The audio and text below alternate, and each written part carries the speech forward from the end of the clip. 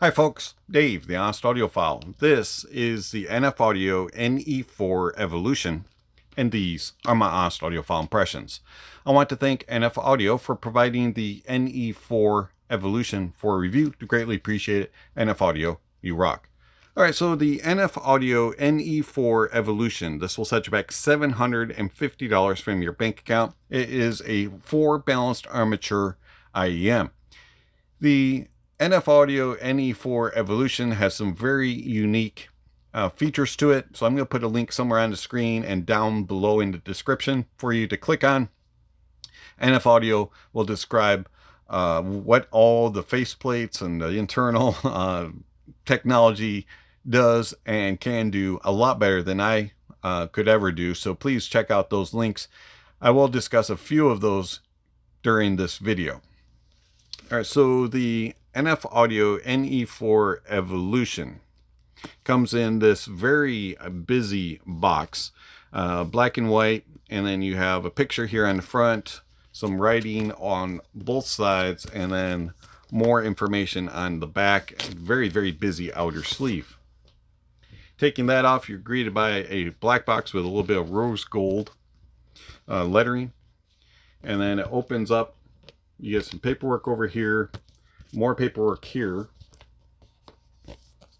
and it talks about the different faceplates that are included. Taking that out, and you are greeted by the NF Audio CD display, and you'll get different filters and a place for the IEMs to sit. We'll talk about those here in a minute. NF Audio includes 2 different types of tips. You get your standard olive grape shape, and that which are the balanced, and then you get the atmosphere tips, which are very shallow, a wide bore tip. Unfortunately, neither set of tips worked for my ears. I found that the olive grape shaped tips were either too small or too big for my ears. I could not get a happy medium, and couldn't really get a proper seal with those. And then the very shallow wide bore tips were just too shallow and didn't fit my ears at all, and the NE4 Evolution just wobbled around.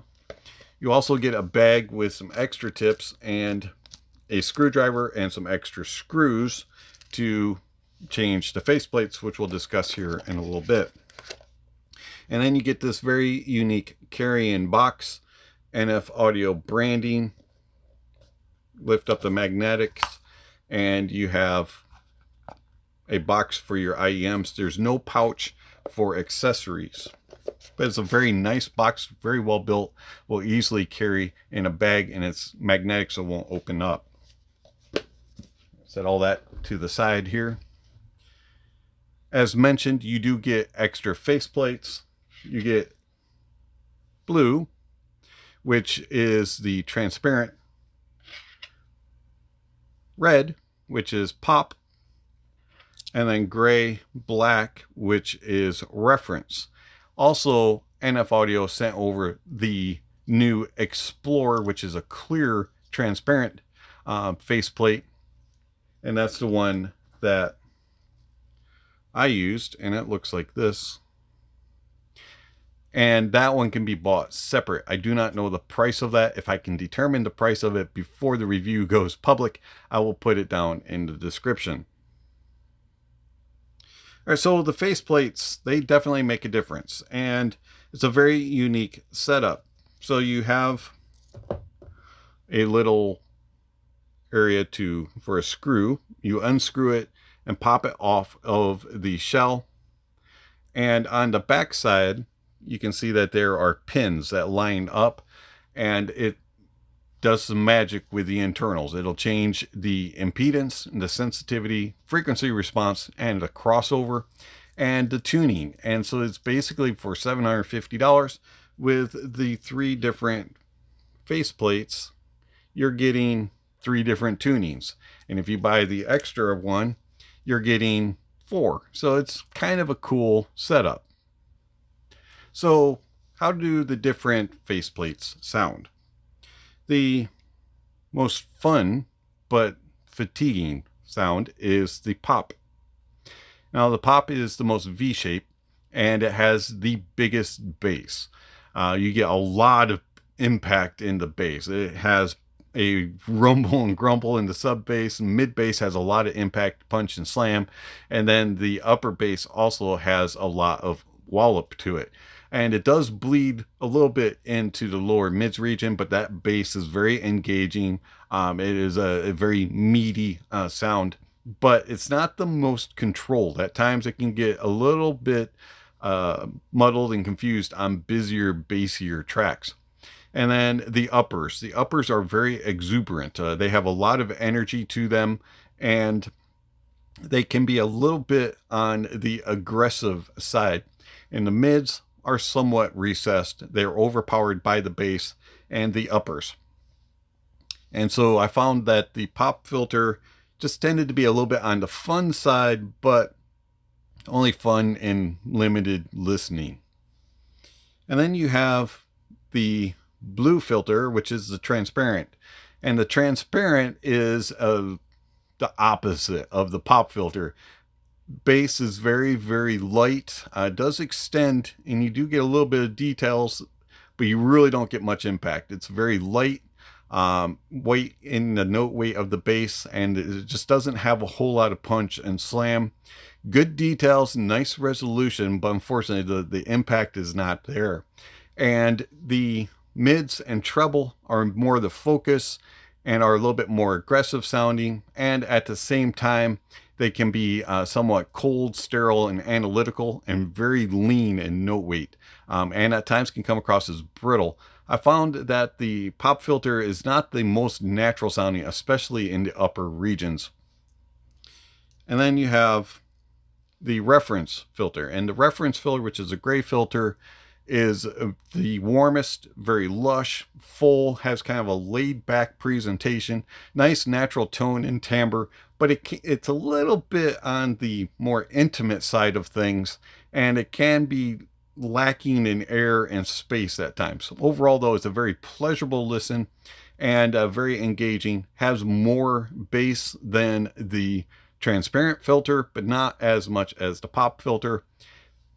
So all three I didn't mind, but of those three I preferred the gray reference filter.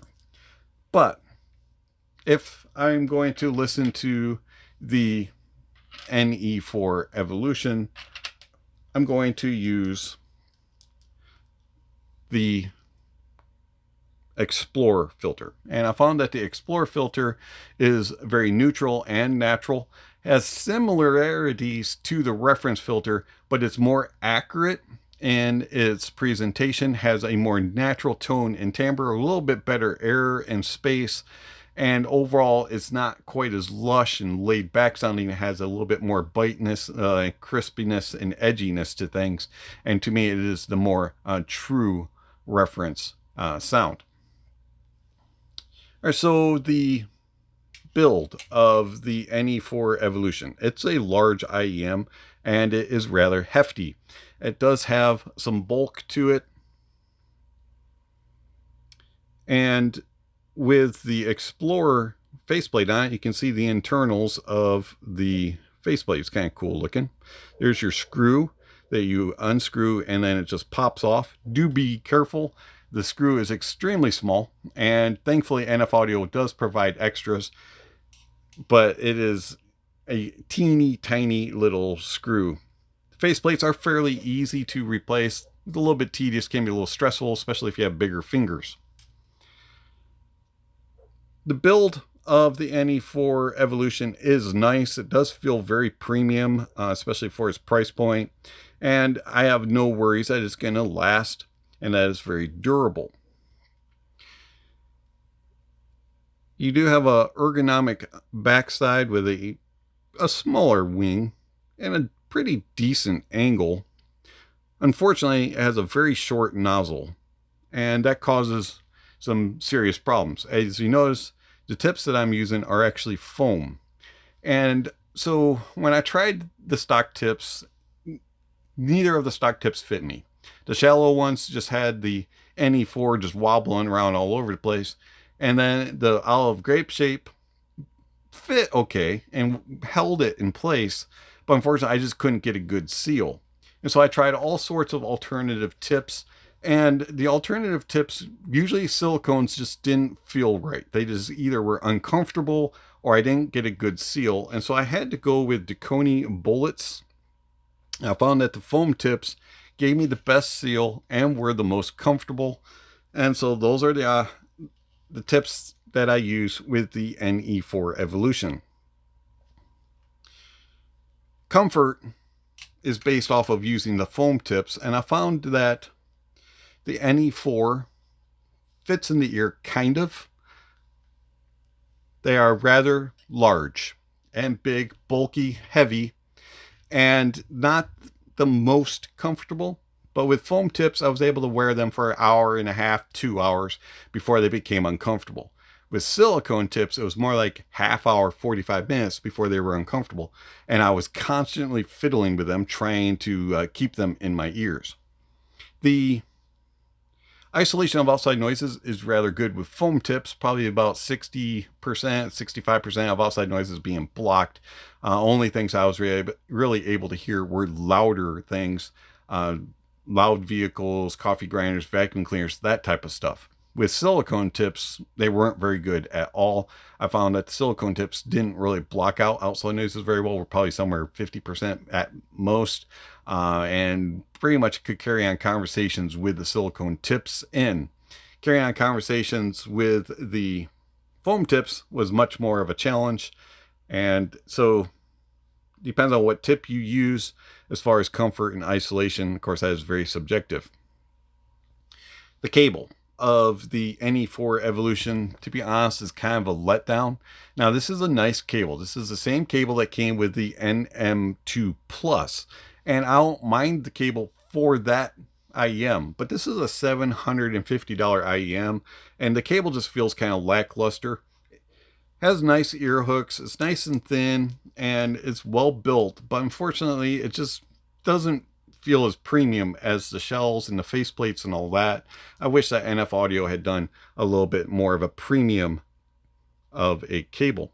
It does come with this nice 1/4 inch adapter. Now, some cables that I tested it with that you can use and are well built. This is the Dunu Lear Mini. Costs $30. Very nice ear hooks and has a nice cinch, fabric build. It just feels and looks more premium. And then also you have the Rose Technics Faust, and this feels even more premium, well built. Of course, this does cost about $165, but it's a very, very nice cable. And Effect Audio also makes some very nice cables that you can use with the NE4. I just wish that NF Audio had included a different cable. Also, I'm not a big fan of the QDC cable, but it is a 2-pin, so you can change it out. The NF Audio NE4 Evolution, it is fairly easy to drive on pretty much anything. I was able to use it with all the dongles, DAPs, and desktop gear that I used it with. Had no problems whatsoever, even on lower powered stuff. One thing of note, the different faceplates do alter the impedance, sensitivity, and frequency response. So it's kind of a play around and see what has good synergy with each other type of thing. But it's not very picky. Depending on what faceplate you used, it was content on pretty much everything. And I don't really have anything else to say. It's easy to drive.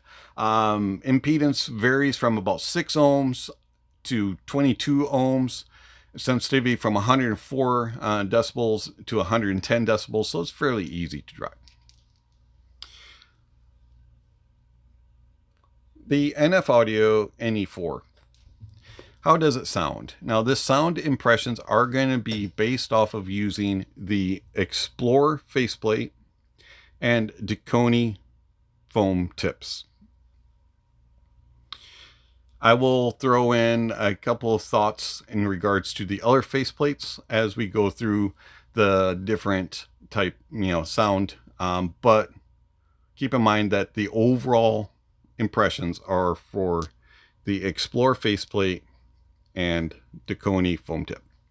The bass of the NE4 Evolution is very well controlled, extends nicely into the sub bass. You have a little bit of rumble and grumble, and then mid bass has a little bit more impact and slam and punch, and the upper bass is very well controlled. It's more about the quality than the quantity, but you do get some decent quantity. If you want more quantity, you go with the reference or the pop filter. If you want less, you could go with the transparent filter. The bass is very well controlled, has nice details and very good resolution. I was rather impressed at how much quality there is regarding the bass, and then the tonality of it with good tone and timbre sounds very natural and accurate. It reproduces instruments and vocalists very well, and it has just enough punch and slam and kick to keep the music flowing without being too exuberant, without being too excited, or being too lackadaisical and being boring sounding. But it also has a tendency to be more reference sounding than it does to be a little bit more on the fun side. If you want the fun side, go with the pop or the reference faceplate. The mids of the NE4 Evolution are a very natural representation of tone and timbre. They have nice note weight and overall just a natural sound. They have nice details and resolution, and they have good amount of air and space. If you want a little bit more lush, a little bit more fullness, I'll go with the reference. If you want something that's more recessed, I would go with the pop filter. And if you want something that is a very lean and cold, almost sterile sounding, I would go with the transparent filter. But overall, the mids have nice details and resolution, very good natural tone and timbre, and the presentation has good note weight and excellent abilities to give you each individual that's going on in the stage, whether it's an instrument or a vocalist, and give them their own little space, and it isolates them out and gives you a picture of each one. And it's like you're looking at the stage in front of you and you can just dissect it very well within the mids. It does put a slight spotlight on the mids. They're a little bit more forward than the rest, but not like forced or too far forward so it sounds like it's overpowering. It does a nice job of balancing, but at the same time putting a spotlight. And then the treble. The treble extends nicely. There's good air and space and nice energy with a good amount of sparkle and sizzle without being overly too aggressive and fatiguing. If you want a little bit more aggressive presentation, I would go with the pop filter. If you want something that's kind of in between over exuberant and more neutral and natural, I would go with the reference. And if you want something that's just very cold and analytical, I would go with the transparent filter. But for the most part, the tone and timbre of the treble is very nice and natural and represented very well. It has just enough of energy, sparkle, bite, and crispness without being fatiguing or being too exuberant in its presentation.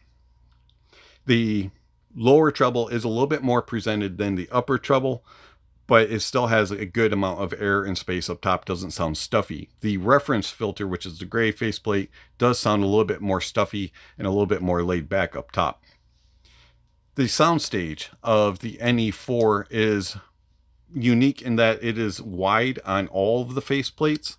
The reference filter, gray faceplate, is the most intimate of them, but it still has a pretty wide presentation.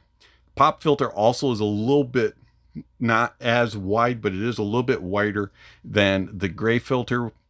And then the transparent filter has the widest of them all, and it has a very direct and distinct presentation as far as placement. The Explorer faceplate, which is the clear one, which I like, has a more natural presentation in its width. It does a very good job of representing stages within venues. So if it's something small, medium, large, or grand, it expands out or compresses in, and it does a good job of representing different sizes and venues. It also does a very good job with tracking things across the stage. It's very precise. It laser locks on and moves across the stage, and it does it with very accurate presentation. You can go, it's right there, it's right there. Oh, they swapped, they moved. Has also really good depth and layering. If you want a little bit more distinctness and directness in that presentation, you could go with the transparent filter, which is also a little bit more direct in that regard. And then the detail retrieval and resolution of the NE4 Evolution is fantastic. I was rather impressed on all of them, all of the faceplates, as to how well it does regarding details retrieved and resolving them. They're all excellent at it. The reference one is a little bit more rounded and smooth sounding. The pop filter also is a little bit more aggressive, can be a little bit on the harsh side, especially in the uppers. And then the transparent one is very, very distinct in its presentation, but can be somewhat aggressive, and it is also a more analytical, a little bit sterile type of sound. And then the Explorer has the more natural reproduction of details and resolution, in my opinion, and it sounds the most natural. Tone and timbre also very natural with the Explorer. I found that it is the most natural sounding of all the faceplates. Reference is slightly behind it. It is a little bit more thick and robust. And then the pop filter, which is the red faceplate, is a little bit artificial in the uppers. It tends to be a little bit more thin sounding and a little bit more artificial, but it's not too off-putting. And then the transparent filter, which is a blue filter, is very cold, thin, brittle, and to me it sounds the most artificial. It does not have very good natural tone and timbre. So the NE4 Evo, very, very unique IEM, and I really don't have anything to compare it to. In its price point of $750, I really don't have anything that you can change all the tunings and change the faceplates out on. And so I'm not going to do a comparison. I'm going to leave it with just a description of the NE4 Evolution. If you have any questions regarding how it compares to an IEM specifically, please ask it in the comments, and I'll do my best to do a comparison. And you can also ask how it would compare with the different faceplates if you have a particular faceplate in mind that you want to compare it to, and I'll try to do my best. This is a very unique and interesting IEM. And at $750, you're getting 3-in-1. And they all offer something different. They're all, for the most part, okay to listen to. I have my preference, but maybe you like something different, and you're going to get something different for sure with the NE4 Evo. This is unique. NF Audio, thank you for giving me the opportunity. And yeah, something for everybody. There's a different tuning that you can probably, you could enjoy.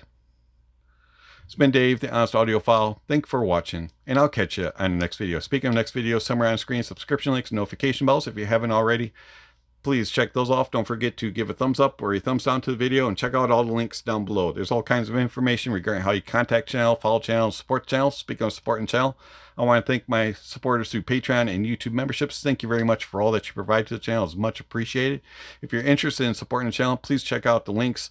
There's various ways that you can do that. One-time gifts through PayPal, Venmo, and YouTube, or monthly subscriptions through Patreon and YouTube memberships, where you can get early access to videos, and also you can get access to my private Discord server. All you have to do is ask, and other kinds of benefits as well. So if you're interested in supporting the channel, please please check out the links down below. Also, there's all kinds of other information, gear recommendations, music recommendations, and all kinds of other things are listed down below, so don't forget to check out the links.